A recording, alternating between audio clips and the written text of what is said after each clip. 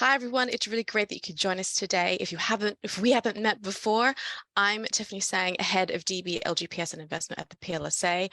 Welcome to our webinar on how best to communicate with your members during this continued cost of living crisis. This past year, as we all know, has been an enormously challenging one for many households in the UK, given the rise in inflation levels. So it's vital that savers have a good understanding of their pension provisions and the importance of continuing to plan for their retirements. Our hope is that this webinar helps you in your work by providing useful insights and guidance. So today I am joined by Joe Quarterman, who is head of governance at the Norfolk Pension Fund and also a member of the PLSA's local authority committee, along with special guests from the Money and Pension Service, or perhaps better known by this audience as MAPS, to share their experiences with us. So just to give you a general outline of what to expect in the next 45 minutes, we'll start with Charlotte Jackson, head of Guidance Services and Consumer Protection Strategy at MAPS, and she'll describe the current landscape and tell us about the trends she's seeing in both the topics and types of questions people are contacting them to ask about. So then we'll have Joe come on screen to tell us about, share with her the pension fund's experiences and her thoughts on how best to help members. After this, we'll have MAPS regional managers Paul Fox and Jenny Wright, who'll discuss what they are finding during their work from the broader financial well-being side to more specific pension inquiries. So as per usual, if you're a regular with one of our webinar sessions, after this exchange, we'll have time, of course, for your questions. So please do make sure you take some notes during the presentations.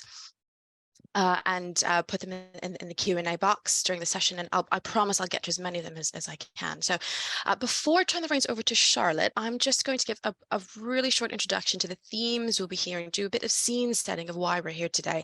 We're going to start by discussing the results from a recent member survey the PLSA did on the overall behaviour we are seeing from scheme members on the cost of living crisis, based on a survey that we did towards the end of last year, which some of you in the audience might have also participated in. So if I could have the next slide, please.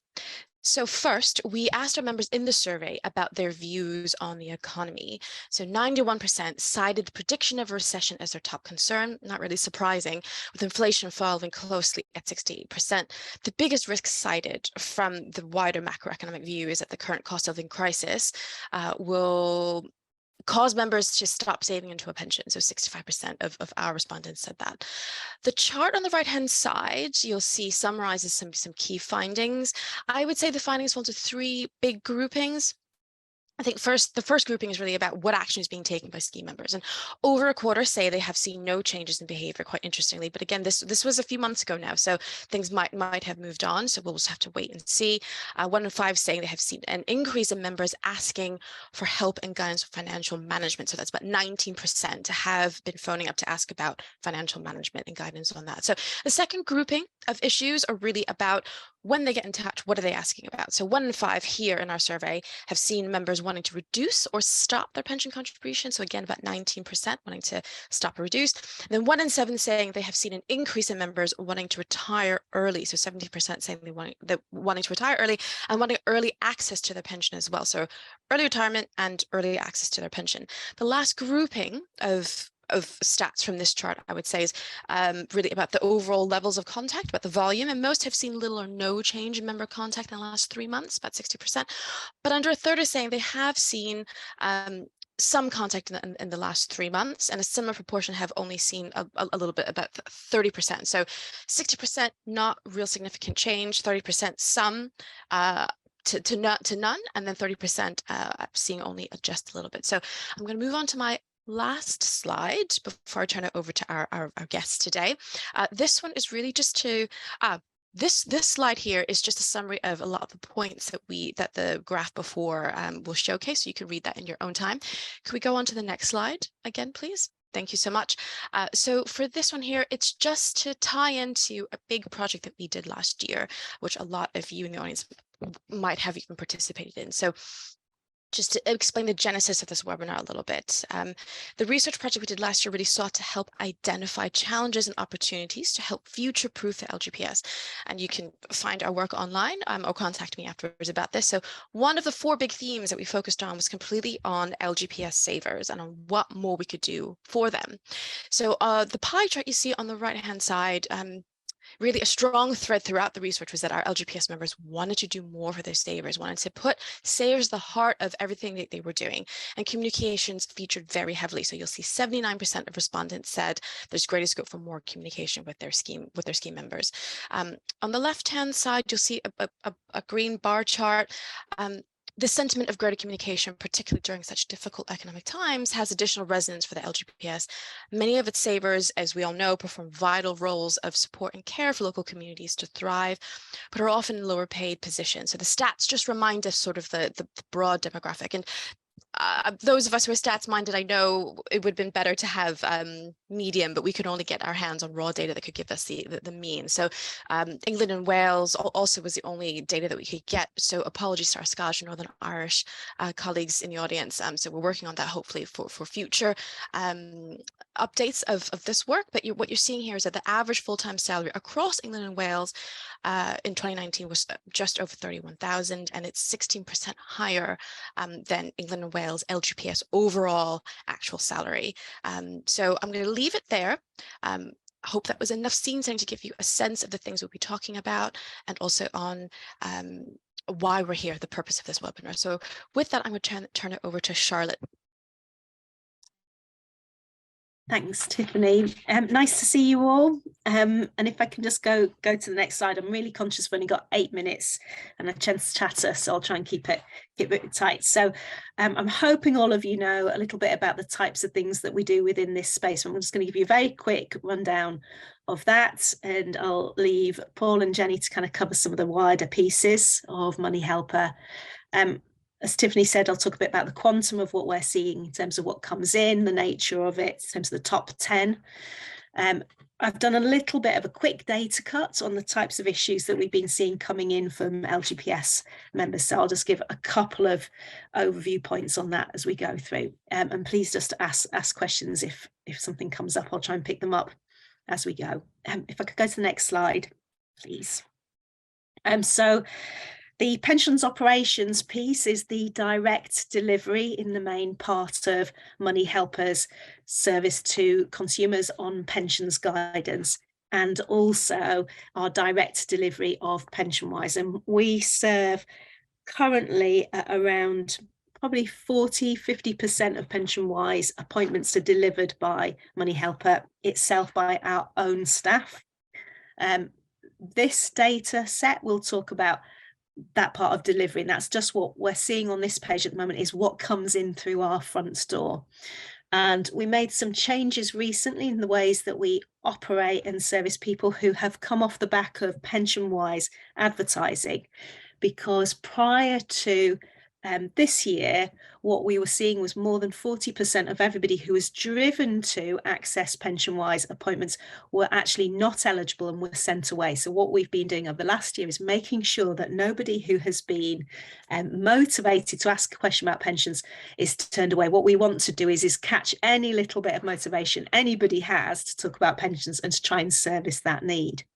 So the Money and Pension Services Pensions Operations team is currently sitting at 167 FTE, all pensions people from a career within the pension space. And those of you who've seen me before will say anybody who works in pensions ops needs to have the mental agility of a ninja, because whilst we would like to organise how consumers come to us and we want to package them into nice little boxes to say this person's asking about this issue, the reality is we find it just doesn't work that way.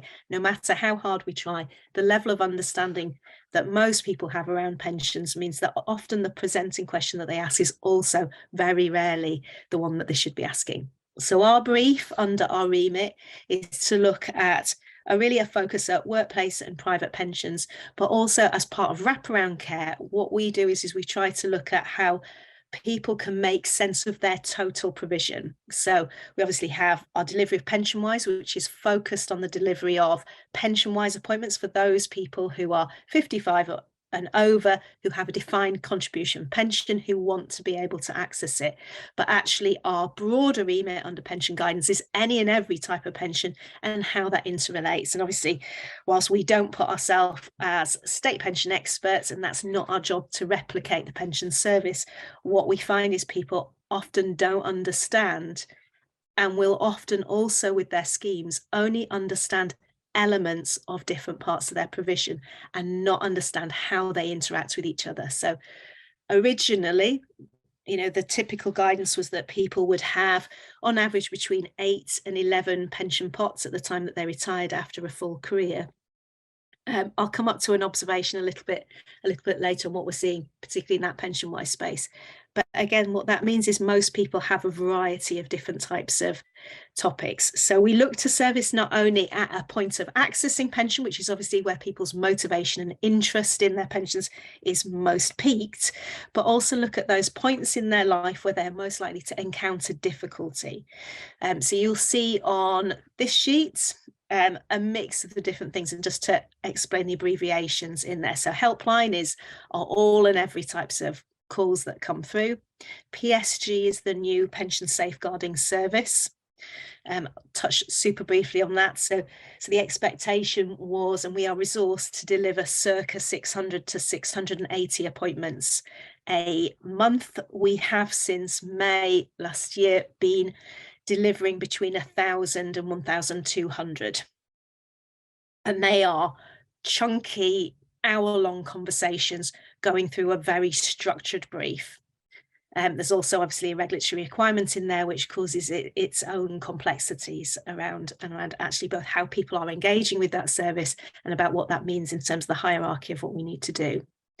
PF redirects transactions. So they're people who would have gone to pension freedoms, so originally to an outsourced booking line, but actually needed to have pension guidance, where pension guidance was what they needed to be looking at, not pension freedoms under the pension-wise service banner. Web chat remains popular, and as you'll see, has grown even more popular, and you'll see massive growth in the tail end of this year. Again, that links to timings of things like our pension-wise campaigns, and now we are able to capitalise upon that promotion of pension guidance under that pension-wise campaign. We're seeing some really positive results in, as I say, ensuring that anybody who is activated to ask those questions is brought in and helped and taken forward with it. Virtual appointments, those are ones where we've set up bespoke services to deal with specific needs. So principally, that is our work around people who've been a victim to a pension scam. And it's also a small number of services appointments that we target for people going through divorce and dealing with the issues around pensions and divorce. And also we have for many, many years offered additional support for people who are self-employed, and looking at their specific pension problems within that. Green outreach. So just to say, many of you, I hope, will have known or seen that we do try and get out and about. So as well as Jenny and Paul, who'll pick that up, we will tend to work either with Jenny and Paul or their colleagues, or with you direct, where we are able to resource. We will send people out from the team to go and talk if there are concentration of employees going through something very specific, or particularly with our consumer protection hat on, areas where there may be particular risks or concerns.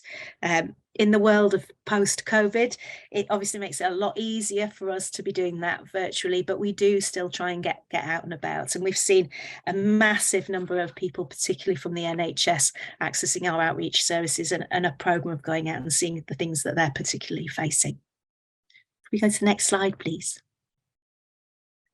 So these are the top 10 triggers. So the way we currently code, and I'm very irritating in that there is a huge, vast array of different types of questions. So just to say, this is a top 10 from a combination of circa 96 different types of headings that we're currently using. So it tends to mean that things tend to get a little bit thin, but just as the explanation.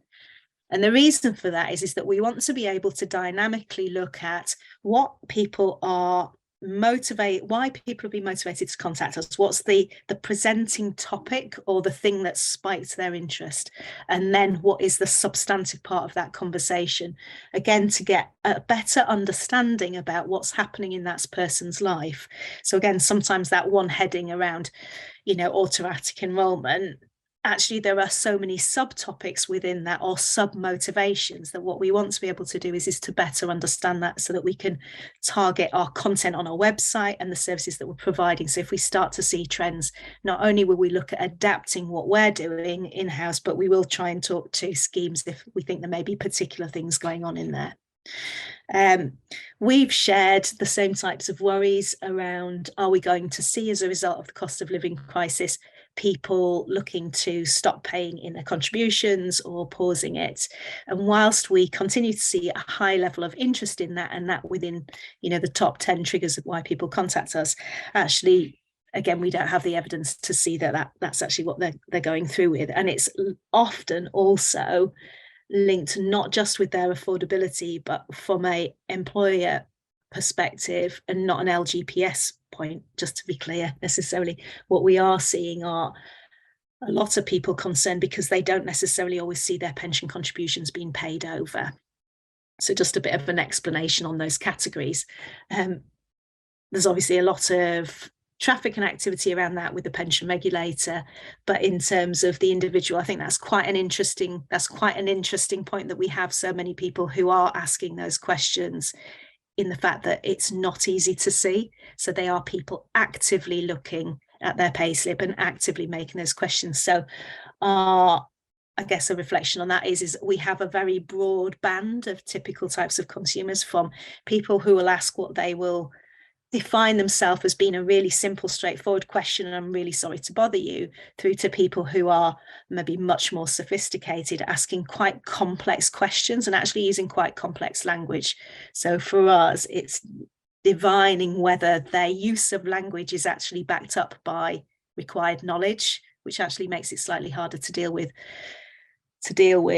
or if that is really the proper problem that they're phoning about.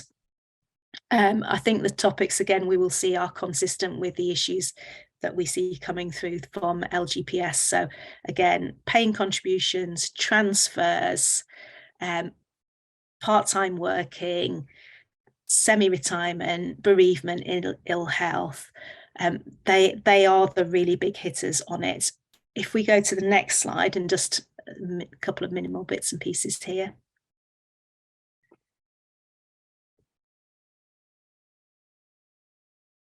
Oh yeah, sorry, I forgot I had to do another one. I'll come back to the point then.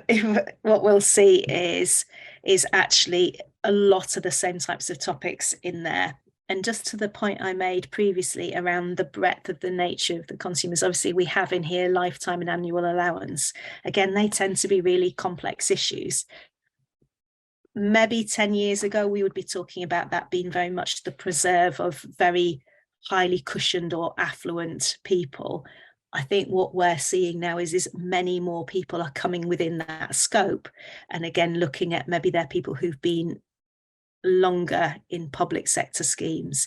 So I think, just in terms of observations to pick up, I think one of the interesting bits is some of the things that we've been seeing over the last couple of years are having to challenge some of the ways we look at typical pension savers and typical pensioner behaviour, and how people are interacting with it, and what that means if they have certain things. So these are not necessarily the very, very wealthy consultants doing additional work. They may be much more normal people who have gone through a more general career, and again being brought into scope in terms of taxation. Anybody want to ask any questions as I'm going? I don't see any questions just yet in the audience. So I think we're okay for now. We could probably just wait until the end and give people a chance to put them in the chat box as well. You're letting me off the hook easy. That's tempting fate, isn't it? Anyway, so again, just an explanation on here: helpline, web chat, written. We do still have what I describe as Basildon bond writers. Not very many, but again, we try and keep those options open.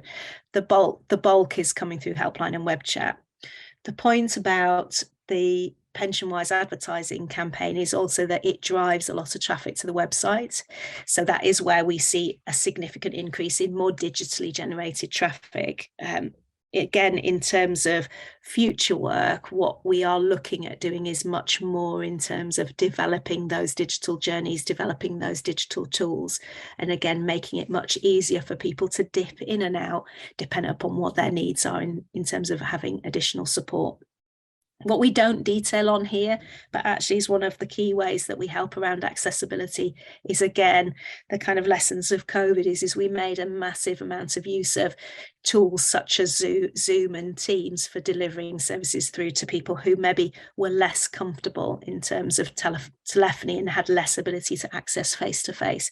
We are continuing to do that, but we don't advertise it, it's at low levels, but it's particularly helpful around accessibility issues, again, where translators or sign language is used. So it's just a bit around the any and everything. Just because it's not on the sheet doesn't mean to say it's not done in that way. We have the next section. So this page is just a little bit of what I call a data cut. And this is a data cut from the last 10 months, where anybody who has written into us, so just for reference, obviously that's a very small percentage of our overall volume. And this represents around 120 odd written queries. And they are anybody who's written in where they have referenced LGPS. So the LGPS topics, as I mentioned at the beginning, are very similar to the stuff that we're seeing more broadly. So they are implications on early partial retirement, consolidation of different LGPS pots, particularly as part of getting a new job was kind of a thing that kept on coming up. Lots and lots of questions around additional contributions being paid by AVCs. So both for people who were working irregular hours, so there's quite a lot of reference to bank staff, but also for people who are maybe a bit later on in their career who just wanted to make an additional lump sum. And again, contributions during periods of unpaid leave and ill health, they are the main store of questions and issues that we get from LGPS members on our written queries.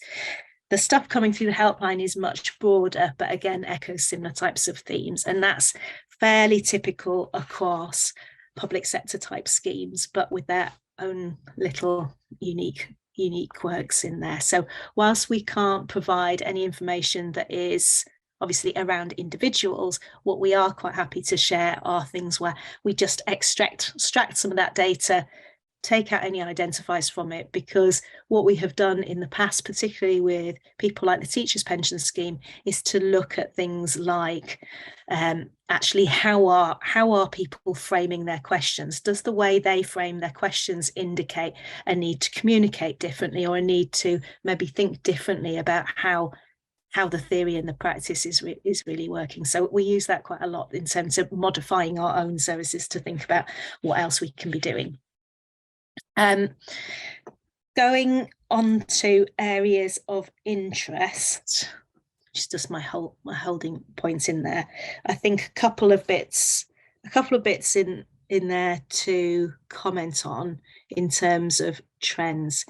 Like everybody else, particularly in the context of cost of living, we are worried about people stopping contributing. I think once you stop contributing, psychologically, it's very difficult to get people to commit to thinking about when they're going to start making those contributions again, if ever.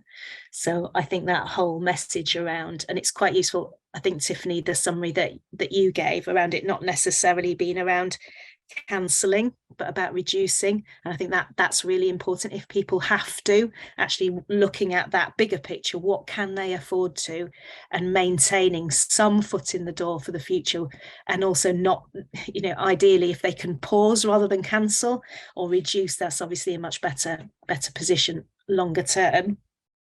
But again, like everybody else, we haven't seen anything, much as I'm loath to mention it for many different reasons. But obviously on the Martin Lewis show this week, they did do a poll of the audience, which I think at the end was more than circa 23,000 people who took part in the poll asking this same question. Around 23% of people that replied said that they were considering stopping or pausing their contribution rates from memory. So I think that again is quite I mean, 23% is still a lot of people, but there is a level of reassurance in there, because we would be worried that that would be much higher, as I think all of you are. But I think that's obviously one to watch. I think there's some interesting bits in there, again, on separate topics, which are pension safeguarding and the link and I guess connection to that whole drive in traffic around consolidation. Over the last 2 years, we've seen, a new business really being driven around consolidation exercises and firms that do that. And I think there are obviously advantages and also risks to doing that, and making people understand so they're making informed decisions, I think is really, really important. And as people become much more aware of it, I think that role becomes much more important. So it's a balanced view in it. And obviously that has consequences in terms of PSG and the volumes going into there.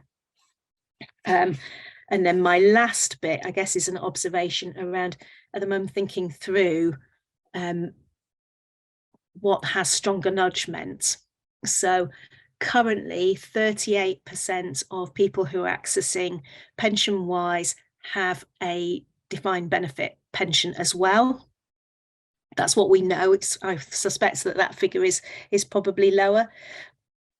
So that's a separate defined benefit contribution. Obviously, people can access pension-wise if they are in an LGPS scheme and paying AVC. So the AVC element of it enables them to have a pension-wise appointment.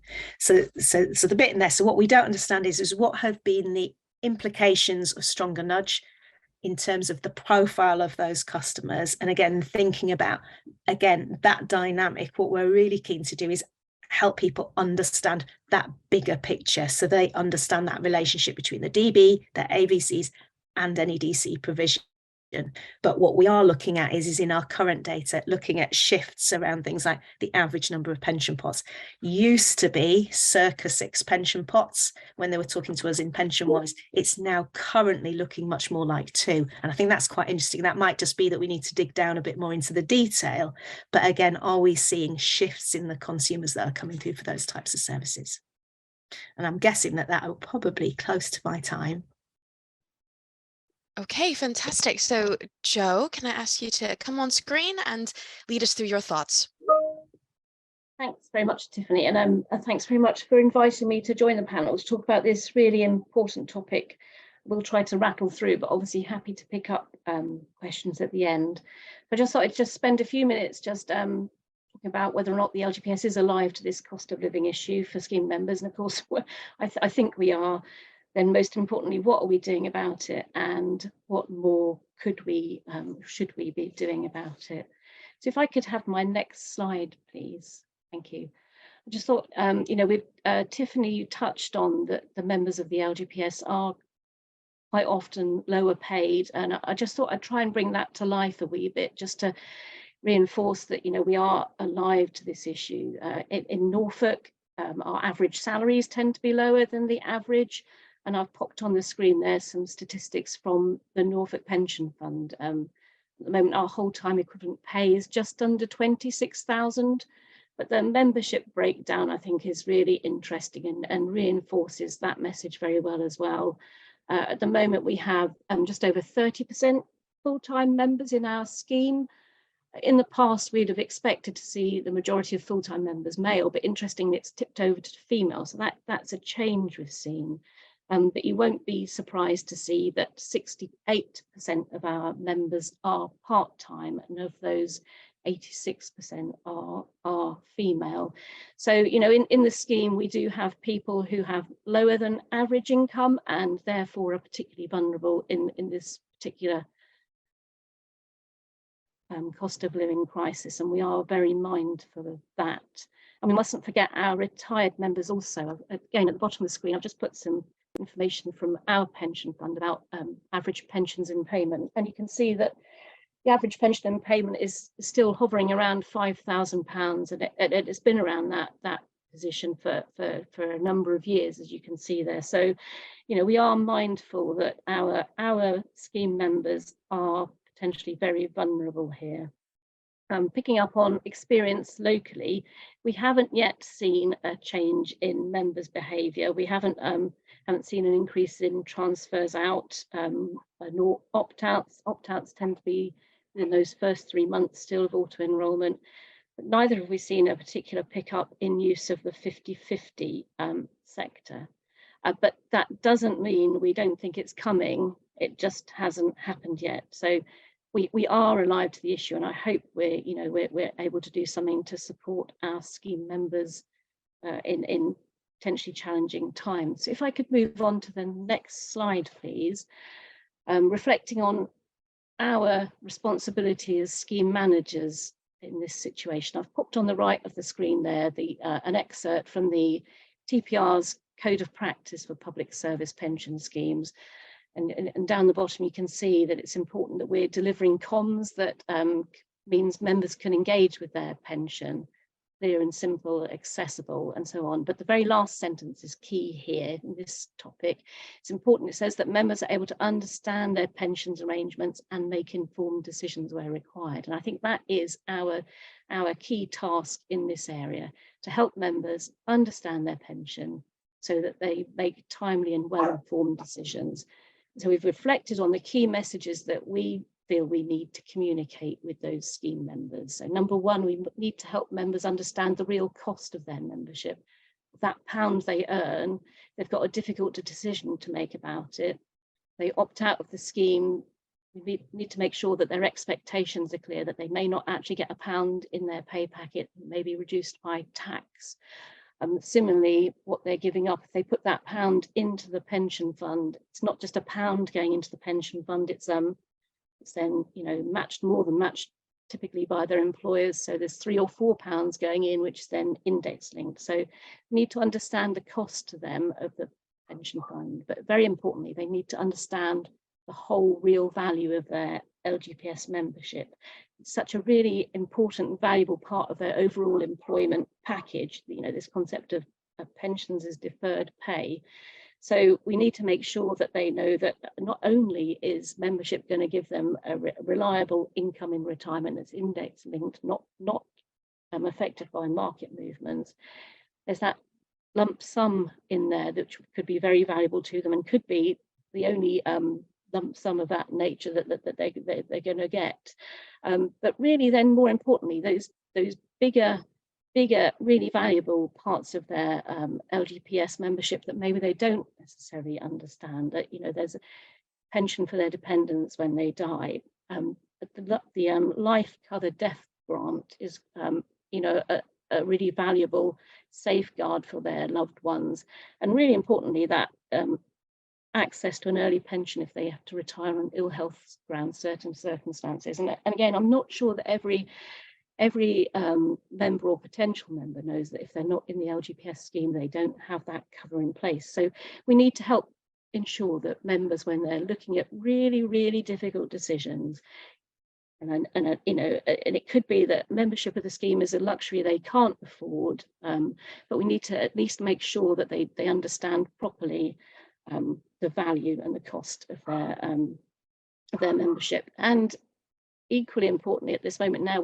the really great feature in the LGPS, of course, is the 50/50 option, where members can pay 50% less in, build up pension at a 50% lower rate, but very importantly, still have that same life cover and ill health cover. And the 50/50 option, we hope, is a really, really good opportunity for members to keep making some provision, but deal with perhaps some of the really difficult challenges and decisions they're having to make on a daily basis. And the fact you can opt in and out, we hope that flexibility will be helpful to members. So really keen to get those key messages out, as well as making sure that people are scam aware. People are particularly vulnerable. We need to help make sure that they keep their pensions safe and make good decisions. And so we're also really keen to help point them to good sources of support and information and resources. So those are our key messages that we're trying to get across. So if I could just move on to the next slide, I will try and move very quickly. So all the communications that we at the Norfolk Pension Fund have direct responsibility for, that we're producing, targeting scheme members, potential scheme members, retired members, and so on. We're making sure we're picking up those key messages in all of those, in all our printed information and our website, all our guides, and so on. And really importantly, we're trying to point members to where they can find greater help and support. So the LGPS member website is absolutely excellent. There's some great resources on there, and particularly the little the videos on there are really, really accessible and I hope helpful for members. So we need to try and get members to know they're there and find them. But we're also pointing people to Money Help, the FCA, all these things on the screen. We're making sure that retired members are aware of things like pensions credit if they're potentially able to access that. So we're energy help, the retirement living standard, so people have enough help build the understanding of what they'll need in retirement. So we're trying to get those key messages across through all our different touch points with members. And if I could move to the next slide, please. The other important thing we're doing, if I could just move on to the next slide, is to talk about, thank you, working with our employers, because actually our employers have a closer relationship, quite often are able to get messages across to active scheme members and potential scheme members through their internal work arrangements. So we're taking those key messages and pushing those out to our employers and helping equip them to do that. So this is just an excerpt from our November employer news sheet, which was a sort of cost of living special. So again, we're taking all those key messages and helping employers get them across to their members, and also reminding employers that LGPS membership is a great recruitment and retention tool. You can see on here also promoting our online portal where members can engage with their pension and can model things for themselves. And if I could just move on to the next slide, and again, here's some digital posters, or whatever you like to call them, that we produce for our employers that they can take and use however they see fit. And if they say to us they want something different, we'll produce something different for them. So I know I'm skipping on. If I could move on to my next slide, thank you. So just in summary, we are alive to the issue, and our job is to help those members understand their pension, to make timely and well-informed decision. We need to be clear on our key messages, but we also need to keep listening, so that if we're not getting them right or they're not getting through, they're not helpful, we think and do differently. And we need to keep repeating those messages, because people need to be able to find those answers and that information when they need it. And they may not need it one year, but they may either need it the next. So we need to keep repeating those and trying to be creative. Maybe we do need to find a TikTok influencer to help us. I don't know, but things don't need to necessarily be expensive. Producing digital resources that then employers can use isn't expensive. We need to use all our channels, and we need to be mindful of the great diversity of our members, that some will want to talk to someone, some may need to speak to people face to face, others will rely heavily on the internet and digital information. We need to keep working closely with our employers and keep monitoring trends so that we can see if things do start changing. I think that was me done. Thank you very much. So I think I'm now passing on to Paul and Jenny.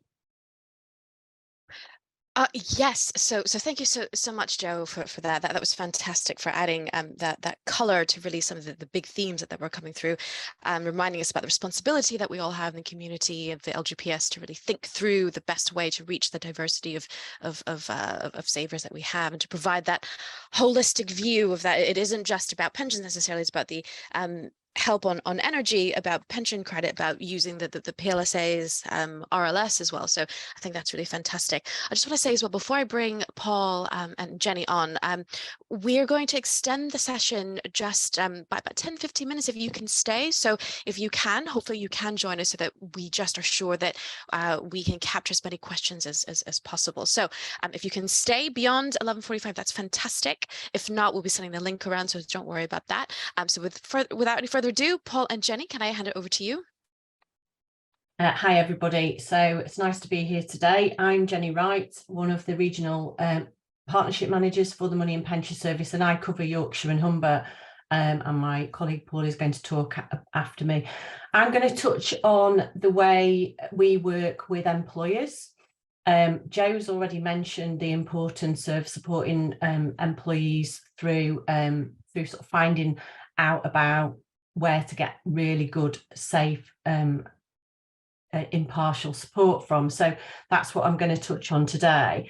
But just to give you a couple of figures, we do a financial wellbeing survey every 3 years, and touching on what you said, Joe, about people understanding their pensions, we know that less than half of the people across the UK actually feel like they understand enough about the pensions, and over half don't have a plan for the retirement. So this is where you know, we all can come in to support people make those decisions and get the help that they need through sort of PLSA, Money Helper, etc. And there's lots of resources there.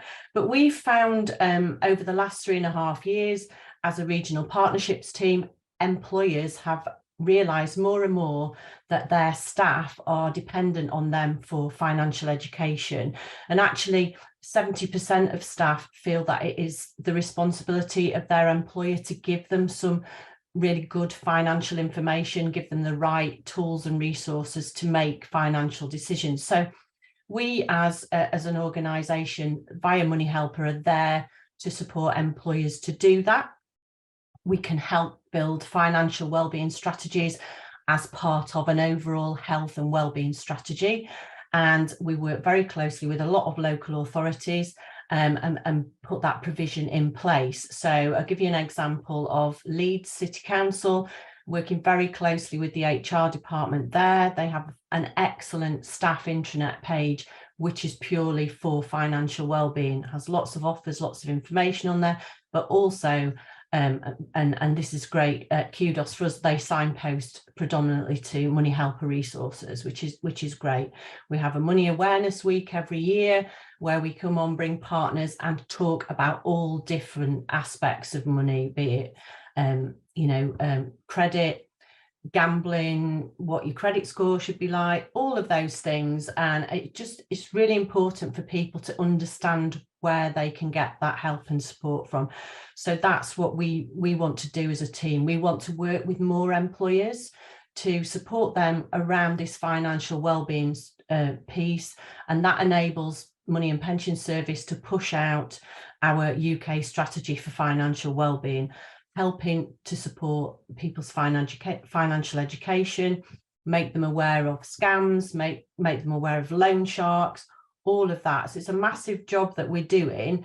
Pensions is a really critical part of that. And as Charlotte mentioned, we do outreach. And when we're talking to employers, we encourage them to help their staff, their employees engage with their pensions on a much more regular basis, not just sort of 6 months before they come to retire. So it's really key that we push that message out there of people engaging with the pensions. A couple of other things that we've noticed recently, and we're just running a campaign at the moment, which Paul's going to touch on, but we are aware that individuals across the UK are now using credit more than ever to support themselves financially through both using credit cards and loans for food and utility bills. So again, it's really important that employers know that information, because that could impact presenteeism, absenteeism in the workplace, people's mental health. So everything is intrinsically linked via money, really. And at the moment, it's more so than ever, we need to be mindful and aware that what's going on in people's homes around money is not what they're showing on their faces. So we just need to give them the support and information that they can dip in and out of as they see fit. I'm going to pass over to Paul now, who's going to talk more in depth about the Money Helper support that we can do. Fabulous. Thank you, Jenny. Thank you, everybody. And good morning. Good to be with you all. Paul Fox, and I'm Jenny's counterpart in the southwest of England, based out of Dorset, talking to you from Dorset this morning. So I'm going to take a few minutes just to really sort of rattle through at a bit of speed some of the wider cost of living support that the Money and Pension Service via Money Helper can support you with, can support your colleagues with. And really anything that I go through in the next few minutes, do feel free to share far and wide That's a really, key part of this, is getting that exposure. Work out where you are now. I think that's my absolute priority message, is where are you at the moment? It's really important right now, more than ever before, to take a stock check. Reviewing your budget, if you've not done that already. The first step to understanding where you are now with your money today is making a budget, what money's coming in, what's going out, literally to the last pound. That helps you identify any problem areas, perhaps any debts, any bills that are accumulating. It also helps you identify where you could free up some cash, perhaps maximize your income. Doesn't need to be fancy, doesn't need to be a spreadsheet or an app. Just use a jotter, exercise book, or the separate sort of jam jar method. But it's really, really important. And for me, that's at the absolute heart of supporting financial well-being. It's also important to make sure that you've claimed everything that you're entitled to. You can visit dove.uk, help for households. It may be that there is support for childcare costs that you're not aware of. It could be discounts and offers. It could be household costs. Very, very important to see that you are maximizing your income, in particular at this challenging time. Dealing with bills, dealing with payments, and dealing with them in the right order.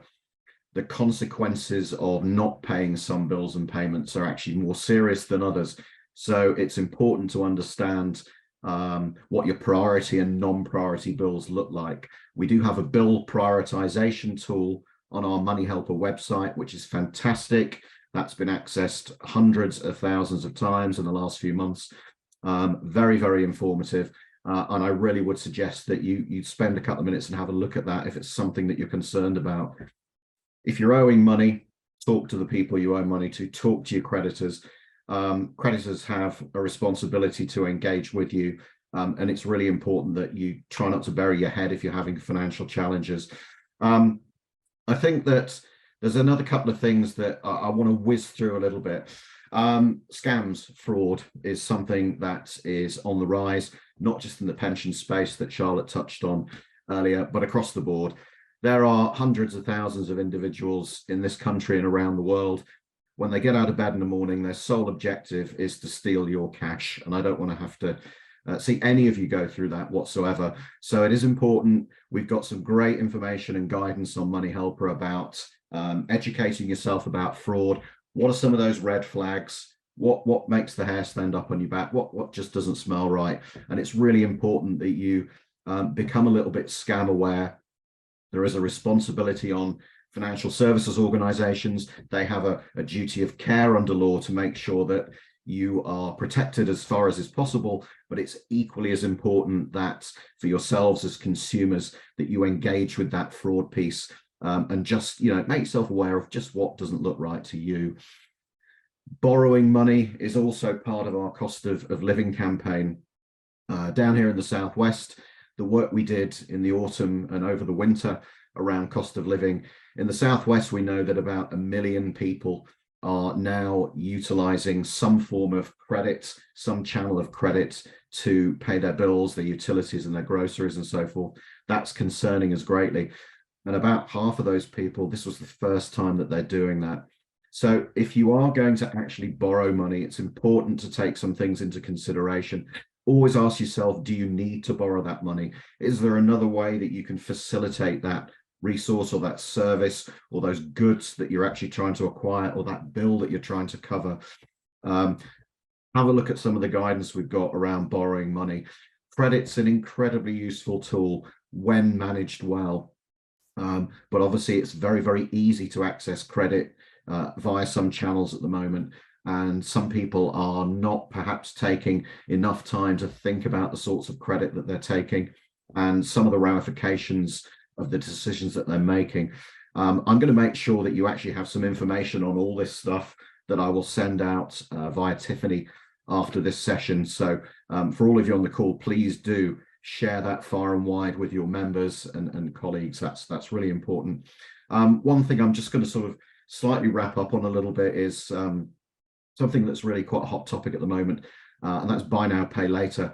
We've all over the last 3 years been shopping more and more online. You know, go back to 2020, we couldn't go into the shops ostensibly, so we were all sat there, you know, typing away at Mr. Amazon as we do.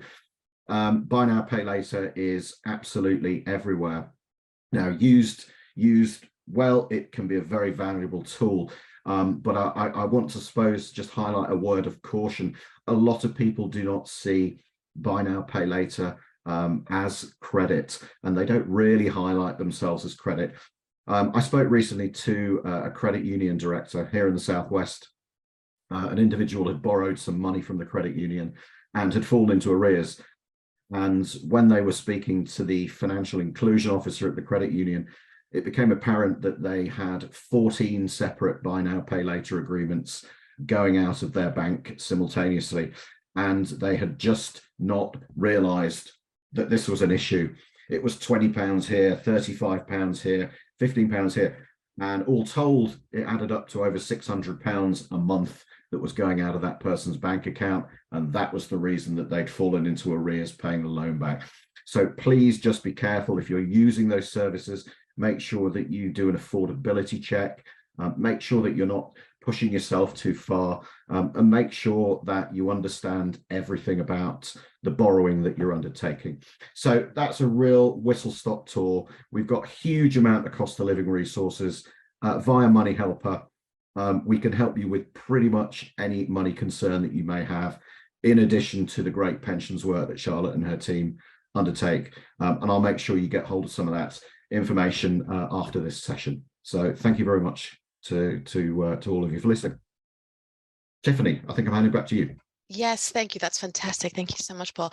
Wow. Lots of stuff to think about, and I can see our panelists have been amazing at answering queries as they're coming in to try and make sure as many questions are answered as possible. So if you want, take a look at what they've written down there as well. But in the meantime, since we've extended the session by just a little bit, I'm going to ask a few questions and also pop them into the Q&A box as well if you want me to ask any other questions at the moment. So Charlotte, I picked up in what you were saying before about how you were worried that sometimes the type of questions that are coming through to you weren't the questions that they should be asking. So for those of the audience, if they're in a position to try and guide the communication with savers in the LGPS, how would you direct them to what sort of questions in terms of topics or framing that they should be thinking about?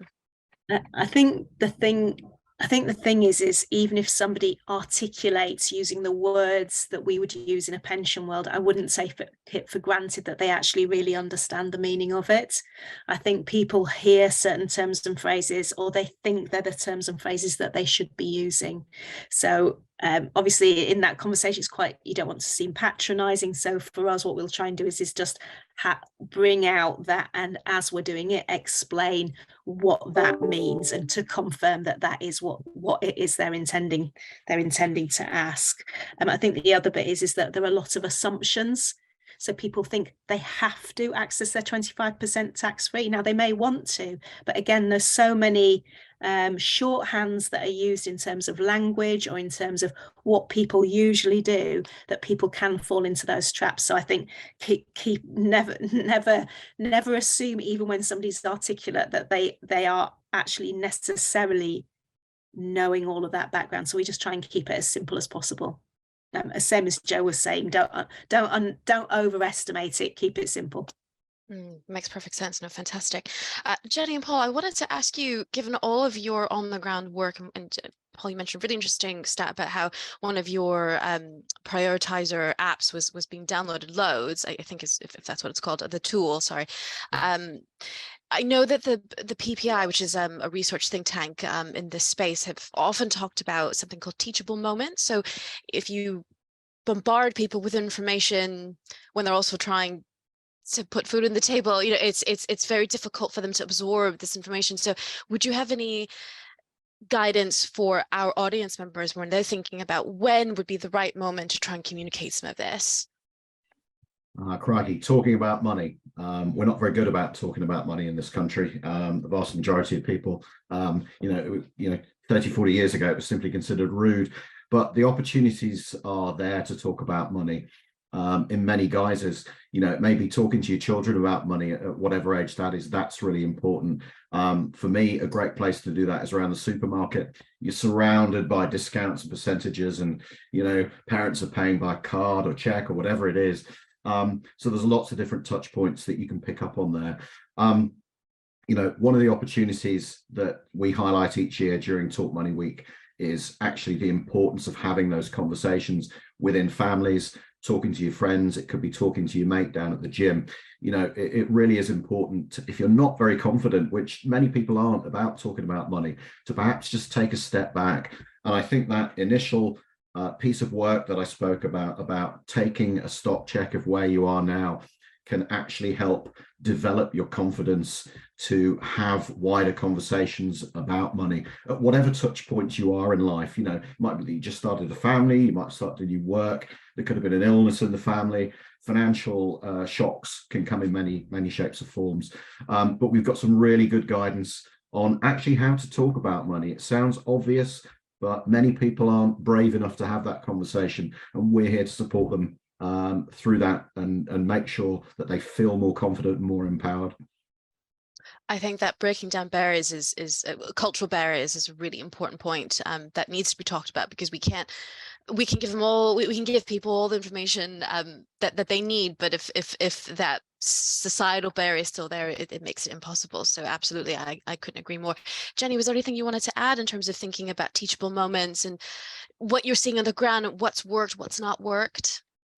I think in terms of the sort of first part of the question you asked previously was being mindful of people have got so much overwhelm at the moment around managing things, and perhaps sort of having to say no to their children for the first time, and having the sort of question about, do I tell them why? Do I gloss over it? So I think if people know where the support is, they can dip in and out of it when they've got that headspace to do that. And I think that's really important, that employers can signpost to trusted sources of free, impartial guidance and information. And if we make that normal, that's a normal thing that we always do.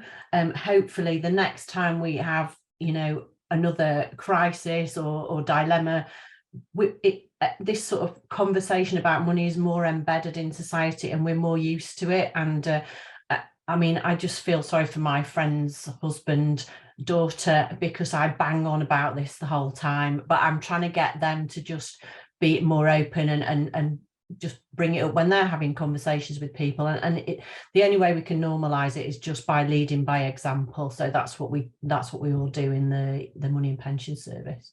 Absolutely, very important. Charlotte, did you want to add something as well?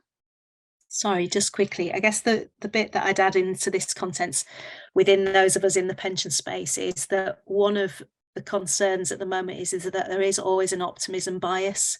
So if people lose a job or they have a particular financial problem, people tend to be in that space where they think it will get better in the short term, which, whilst that is great, often for many people that's not the case. So for us, I think there's also a big piece around trying to understand why people are asking a question, because many people may see accessing their pension pot as a solution to their broader financial problems because they think it's short term.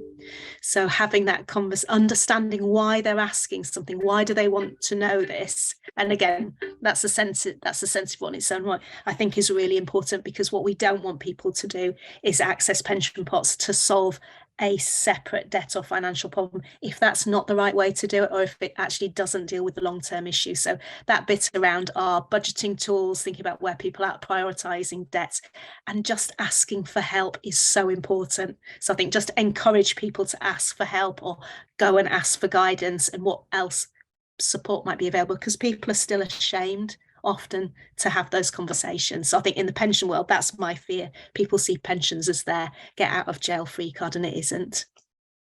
It's really important to think about it in those terms, kind of what is the core motivation of why they're coming to us for questions and help. Joe, I wanted to ask you as well. I know from our work together that you do loads on collaboration within the LGPS community. Is there anything that you've from your own experience and working on communication with savers and what you've heard today? Is there any call to action that comes to mind that you would say to your peers in the audience, looking for guidance on what they should be thinking about next? Yeah, thank you, Tiffany. I guess my reflection is we are still in the foothills of this issue for our members, and so now is the time just to reflect on, have we got the right information there? Are we signposting? Have we got the right resources? Have we equipped our team members as well to deal with some of these difficult conversations and know how to support and help people by as Charlotte has said, making sure we've understood the question properly, the real question, but number two, knowing where to signpost them and how to support them onwards, really. So it's not too late. If you haven't done it, we should always be doing it, but it's worth brushing up now, because I think there's more to come. Absolutely, it's never too late. So unfortunately, we've reached the end of our time together. It's such a shame, because I feel like it's such an important topic. We could go on forever together talking about this. But I'm just going to whiz around very quickly. Will everyone just say 10 seconds? What is your main message to leave with the audience today of everything that we've covered? So I'm going to start with Joe, then Jenny, then Paul, and then Charlotte, and then we'll wrap up. Joe? Yeah, I'm going to say it again. Be prepared. Be prepared. Jenny? Give people the tools that they need to get the information that they want. Give them the tools. Paul? Yeah, okay. An absolute plug. www.moneyhelper.org.uk 0800 138 7777. Come and talk to us. We're here to help you. Perfect. And Charlotte? How do I follow it? Again, it's the same. Just make people feel okay about talking about it, because they're so nervous. They are so nervous, and I think how we receive that question is really important. Amazing. So remember the human side of all of this story. Basically, that can get lost in the pensions tech side of things. So thank you to our amazing panelists. You guys have been amazing. I wish we had more time. If you have any more questions in the audience, do contact us. We can get them to our panelists and perhaps make a connection if it's appropriate. The last thing to say is that we have our LGPS conference, the local Florida conference, annual conference this June. Come to our website and find out more information about that. The themes you heard today will feature in our program there as well. And then just thank you in the audience for your patience and for joining us today on this very important topic. And thank you again to everyone who joined us to speak on this important theme. So thank you. Have great days, everyone. Thank you.